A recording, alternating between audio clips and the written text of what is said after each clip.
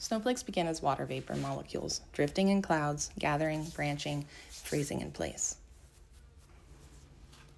Each one is built by temperature, humidity, and time, a tiny crystal of geometry and chance. Most snowflakes vanish within seconds of touching down, but this one didn't. It was preserved, its exact structure, shape, and symmetry before time or warmth could change it. A single moment of winter, kept intact through science and precision, so it can be seen, studied, and held. In 1979, an Icelandic chemist named Tryggvi Emilsson made something extraordinary happen. He preserved a real snowflake, not a photo, but the snowflake's full physical form using a thin polymer resin. The process had to happen at freezing temperatures. First, the snowflake was carefully collected onto a chilled glass slide, then a tiny amount of liquid polymer was dropped over it. This polymer is water reactive. That means it reacts chemically with the water molecules in the snowflake, forming strong linking bonds that transform the ice structure into a solid polymer.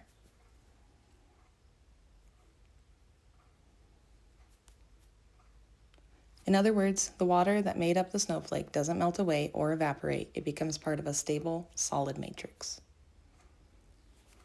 This preserves the shape and all the intricate details. The snowflake's form stays exactly as it was, though no longer as ice. That discovery changed everything. Since then, variations of Emilsson's method have emerged. Superglue applied carefully with a cold cover slip, polyvinyl acetyl resin, also known as Formvar, dissolved and dehydrated to avoid ice contamination, acrylic spray paint misted over frost patterns or snow crystals on chilled glass. Each method requires precision and cold, because the moment a snowflake warms, it changes forever.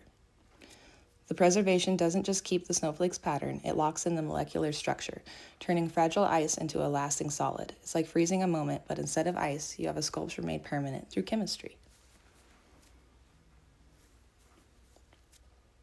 This work isn't quick. Every snowflake must be caught by hand, lifted gently with a paintbrush onto a cold tray. Each one is documented with the date it fell. Then it's preserved using the cold, stable resin so the structure can survive far beyond the season it came from.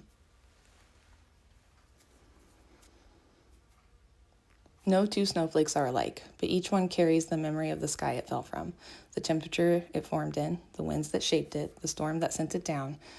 They are nature's briefest sculptures. Preserving one means stopping time just long enough to see it clearly. We used to think they were impossible to save, but it turns out you just have to move fast and work in the cold.